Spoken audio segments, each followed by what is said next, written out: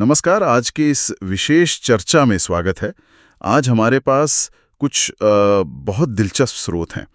ये एक ऐसे शब्द पर रोशनी डालते हैं जिसे हम सब जानते हैं, भारत। लेकिन ये स्रोत बता रहे हैं कि इसका मतलब सिर्फ एक देश नहीं, कुछ और भी है। और साथ ही एक और विचार है, परम पुरुष का आगमन। ये कौन है, क्यों आते हैं, कब आते हैं? तो आज हम कोशिश करेंगे कि इन स्रोतों के जरिए इन आइडियाज़ को थोड़ा गहराई से समझें, इनके पीछे जो आध्यात्मिक मतलब छिपा है उसे खोलें। हाँ, तो चलिए देखते हैं।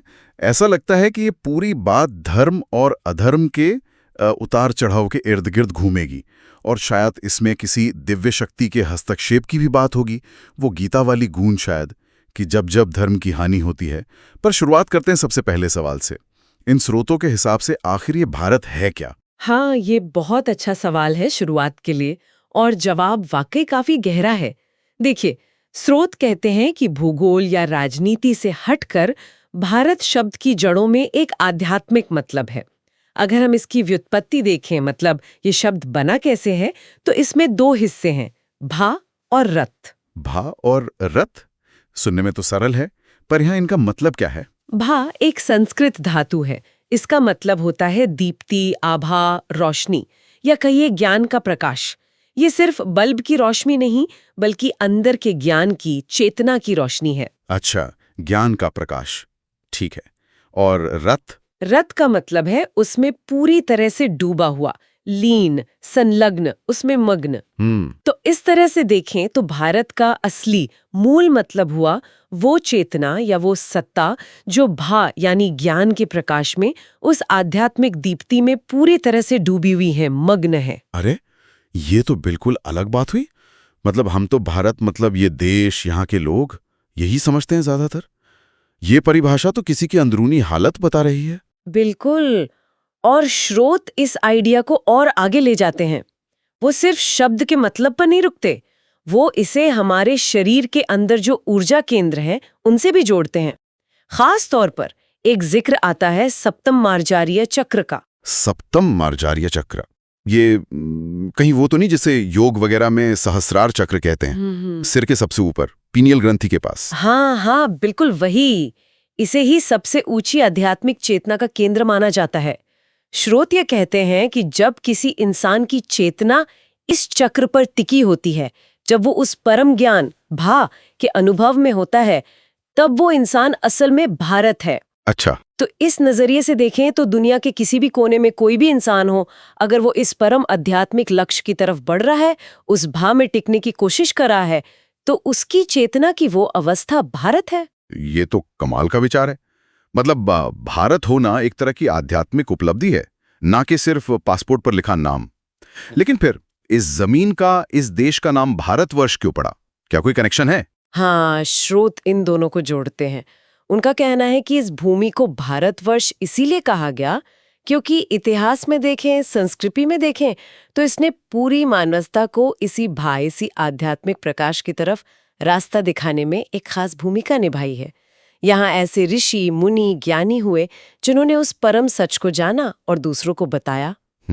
तो ये जमीन अपने इतिहास की वजह से, अपनी इस आध्यात्मिक विरासत की वजह से खुद ही उस प्रकाश भा में लीन होने की कोशिश का प्रतीक बन गई। ये वो जगह है जहां भा में रत होने की साधना को, उस कोशिश को बहुत महत्व दिया गया। अच्छा, यानी ये भूमि एक तरह से रिप्रेजेंट करती है उस सबसे ऊंची मानवीय क्षमता को, ज्ञान के प्रकाश में स्थित होना। ये तो सच में भारत शब्द को एक नई रोशनी दे रहा है। एक अवस्था, एक चेतना और एक रास्ता दिखाने वाली जमीन। अब अगर हम गीता के उस श्लोक पर वापस आएं, यदा यदा ही धर्मस्य ग्लानिर्भवति भारत, यहां यह शब्द आता है ग्लानि। जब धर्म की ग्लानि यानी पतन की बात होती है, तो इसका ठीक ठीक क्या मतलब है? मतलब किस चीज का पतन होता है? ग्लानि शब्द यहाँ बहुत जरूरी है। इसका सीधा मतलब तो है मैलापन, कमजोरी, या किसी चीज का जो स्वाभाविक गुण है उसका कम हो जाना या उससे भटक जाना। स्रोत इसे समझाने के लिए एक बड़ा सरल सा पर गहरा उदाहरण देते हैं। जैसे आग का धर्म क्या है? जलाना, गर्मी देना, एग्जैक्टली, और रोशनी देना। बिल्कुल, उसका स्वभाव है ये। अब अगर आग किसी वजह से अपना ये गुण खो दे, वो जला ना पाए, तो हम क्या कहेंगे? कि आग कमजोर पड़ गई या उसकी गिलानी हो गई, वो अपने धर्म से हट गई। हाँ, ठीक वही। इसे ही उसकी ग्लानि कहेंगे। वो अपने धर्म से च्युत हो गई। इसी तरह स्रोत बताते हैं कि इंसान का भी एक मूल धर्म है, एक स्वाभाविक झुकाव है। वो क्या है? वो है अपनी छोटी छोटी सीमित इच्छाओं से, अपने अहंकार से, अपनी क्षुद्रताओं से ऊपर उठना, और भूमा चैतन्य, वो जो विशाल असीम परम चेतना श्रेय है, उसकी ओर बढ़ना, उससे जुड़ने की कोशिश करना, उसमें विलीन होना। इंसान की चेतना स्वभाव से फैलना चाहती है, बंधनों से छूटना चाहती है। तो मनुष्य की ग्लानि तब होती है जब वो इस ऊपर उठने वाली यात्रा को भूल जाता है। हाँ, जब इंसान इस भूमा चेतना की ओर जाने के अपने सहज धर्म को भूलकर अपनी चेतना के लेवल को नीचे गिरा लेता है, जब वो सिर्फ इंद्रियों के सुख में या चीजें इकट्ठी करने में, स्वार्थ में, छोटी सोच में और बस अभी क्या फायदा मिलेगा प्रेय, इसी सब में फंसकर रह जाता है। स्रोत इसे कभी-कभी पशुत्व भी कहते हैं, मतलब पाश्विक वृत्तियों में रम जाना, स्वरूप से दूर हट जाना। और ये सिर्फ एक इंसान के लेवल पे नहीं होता होगा शायद। नहीं, बिल्कुल नहीं। जब ये झुकाव समाज में बड़े पैमाने पर फैल जाता है, जब नैतिकता गिरने लगती है, जब लोग अपने ऊंचे आदर्शों को भूलकर सिर्फ स्वार्थ और भोग विलास में डूब जाते हैं, जब अन्याय और अधर्म बढ़ने लगता है, तब ये सामूहिक ग्लानि का रूप ले लेता है। समाज अपनी दिशा खो देता है। वो अपने उस असली मकसद से भटक जाता है, जिसका काम इंसान को पशुता से दैवत्व की ओर ले जाना है। और जैसा गीता का श्लोक इशारा करता है, यही ग्लानि जब बहुत बढ़ जाती है तब परमात्मा के हस्तक्षेप का कारण बनती है, या जैसे इन स्रोतों में कहा गया है, परम पुरुष के आगमन का। मतलब जब समाज खुद को ठीक नहीं कर पाता, जब भटकाव बहुत गहरा हो जाता है, तब संतुलन लाने के लिए कोई खास हस्तक्षेप जरूरी हो जाता है। हाँ, आइडिया यही है। ग्लानि की हालत एक तरह का खालीपन या असंतुलन पैदा करती है, और उसे भरने के लिए, उसे बैलेंस करने के लिए उस सुप्रीम चेतना को इंटरवीन करना पड़ता है। तो जब धर्म की ऐसी हालत हो जाती है, जब समाज ग्लानि में होता है, तब आते हैं परम पुरुष। स्रोत कहते हैं कि वो मानव रूप में आते हैं। ये बात थोड़ी सोचने वाली है। वो परम सत्ता मानव रूप क्यों लेती है, और ये होता कैसे? हाँ, ये बहुत गहरा सवाल है। स्रोत समझाते हैं कि परम पुरुष, वो परम सत्ता, जानबूझकर एक इंसान का शरीर लेते हैं। वो हमारे जैसे ही दिखते हैं, आम इंसानों के बीच रहते हैं, हंसते रोते सुख दुख सब अनुभव करते हुए से लगते हैं। पर क्यों? शायद इसलिए ताकि वो इंसानों से सीधा जुड़ सकें, उनकी भाषा में उन्हें समझा सकें, और सबसे जरूरी, अपने जीने के तरीके से एक मिसाल कायम कर सकें। अगर वो किसी एकदम अलौकिक रूप में आए तो शायद लोग उनसे कनेक्ट ही ना कर पाएं, या उनके उपदेशों को अपनी जिंदगी में उतारना नामुमकिन समझें। अच्छा, मानव रूप में आकर वो दिखाते हैं कि देखो, इन्हीं इंसानी सीमाओं में रहते हुए भी सबसे ऊंचे आध्यात्मिक लक्ष्य पाए जा सकते हैं। मतलब वो एक तरह से लीला करते हैं, इंसान बनकर इंसानों को रास्ता दिखाते हैं। हाँ, ऐसा कह सकते हैं, लेकिन उनका मकसद बिल्कुल साफ होता है। धर्म की फिर से स्थापना करना, धर्म संस्थापनार्थाय, समाज को उस ग्लानि से बाहर निकालना, जो सज्जन हैं, साधु हैं, उनकी रक्षा करना, परित्राणाय साधु नाम, और जो गलत काम कर रहे हैं, अधर्म की ताकतें हैं, उनका विनाश करना, विनाशाय च दुष्कृताम। ये वही भाव है जो गीता के उस श्लोक यदा यदा ही धर्मस्य में पूरी तरह से है। परम पुरुष उस युग की जरूरत के हिसाब से प्रकट होते हैं। संभवामि युगे युगे। स्रोतों में एक और दिलचस्प बात है, कुरुक्षेत्र के मैदान में श्री कृष्ण का अर्जुन को भारत कहना, और शायद उसके गहरे मतलब की तरफ इशारा करना। ये उस पल में क्यों जरूरी था? अरे, ये तो बहुत ही जरूरी है। कुरुक्षेत्र क्या है? धर्म और अधर्म के बीच एक निर्णायक लड़ाई का सिंबल है, और उस एकदम क्रिटिकल मोमेंट में जब अर्जुन अपने रास्ते से भटक रहे थे, मोह में फंसे थे, ग्लानि का ही एक रूप, तब कृष्ण उन्हें भारत कहकर बुलाते हैं। सिर्फ नाम से बुलाना नहीं था ये? नहीं, ये सिर्फ नाम लेना नहीं था।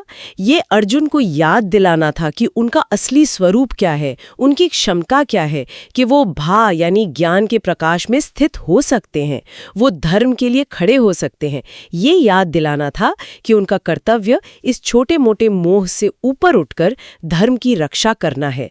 यही तो भारत होने का असली मतलब है। तो ये लड़ाई सिर्फ बाहर नहीं चल रही थी, अर्जुन के अंदर भी एक युद्ध था। बिल्कुल। और स्रोत यही बताते हैं कि परम पुरुष जो युद्ध लड़ते हैं वो हमेशा सिर्फ बाहर का फिजिकल युद्ध या महासमर नहीं होता। असल में ये ग्लानि के खिलाफ, उस अंदरूनी और बाहरी पतन के खिलाफ, अंधेरे के खिलाफ रोशनी की एक लगातार चलने वाली लड़ाई है।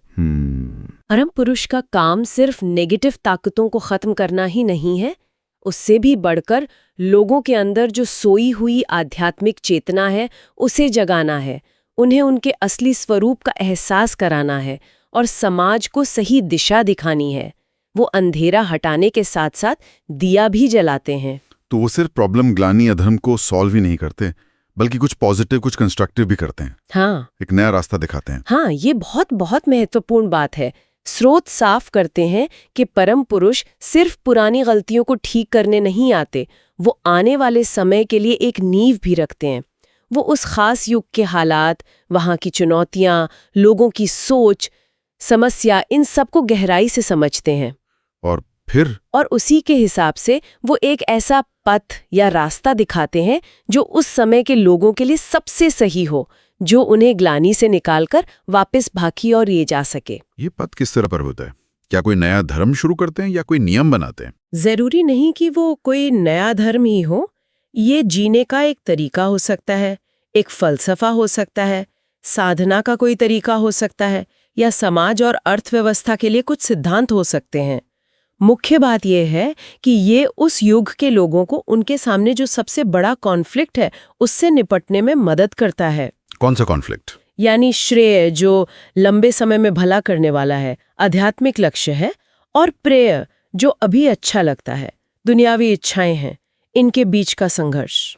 परम पुरुष ऐसा रास्ता दिखाते हैं जिससे लोग प्रेय के थोड़े समय के आकर्षण में फंसकर श्रेय के हमेशा वाले रास्ते से भटक न जाएं। अच्छा। वो इन दोनों के बीच एक बैलेंस बनाने में मदद करते हैं ताकि दुनिया में रहते हुए भी आध्यात्मिक तरक्की हो सके। ये तो बहुत प्रैक्टिकल बात लगती है। मतलब परम पुरुष सिर्फ ऊंची ऊंची बातें नहीं करते, बल्कि उस युग की जमीनी हकीकत से जुड़ा समाधान देते हैं। हाँ, उनका रास्ता प्रैक्टिकल होता है, समय के हिसाब से होता है, ताकि ज्यादा से ज्यादा लोग उसे अपना सकें और अपना भला कर सकें।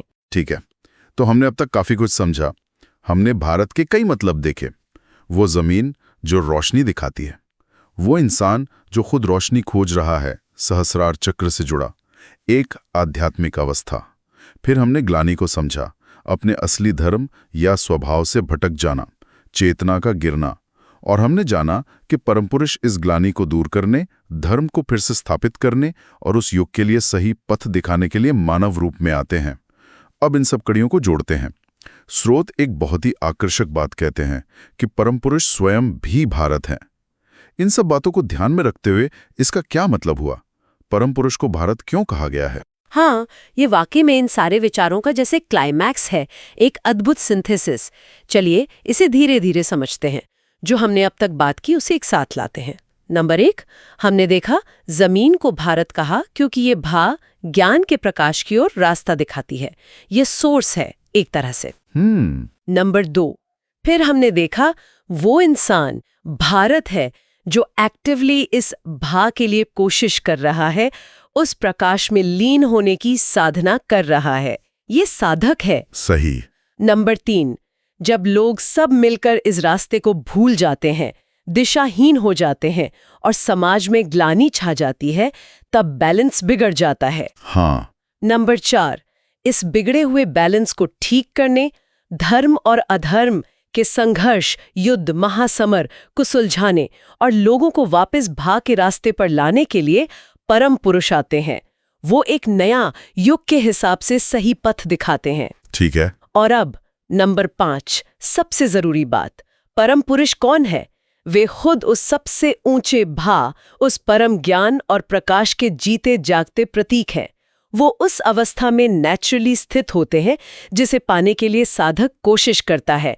वो खुद उस सिद्धांत के मूर्त रूप है, भा में पूरी तरह से रत होना। अच्छा, तो क्योंकि वो खुद उस प्रकाश में स्थित हैं जिसमें लीन होने की कोशिश ही भारत होना है, इसलिए वो खुद भी भारत हैं। बिल्कुल, वो उस मंजिल के, उस लक्ष्य के जीते जागते प्रतीक हैं। जिस रोशनी की ओर ये जमीन इशारा करती है, जिस रोशनी में स्थित होने की कोशिश इंसान करता है, परम पुरुष स्वयं वही रोशनी है। वे उस सबसे ऊंची अवस्था को रिप्रेजेंट करते हैं।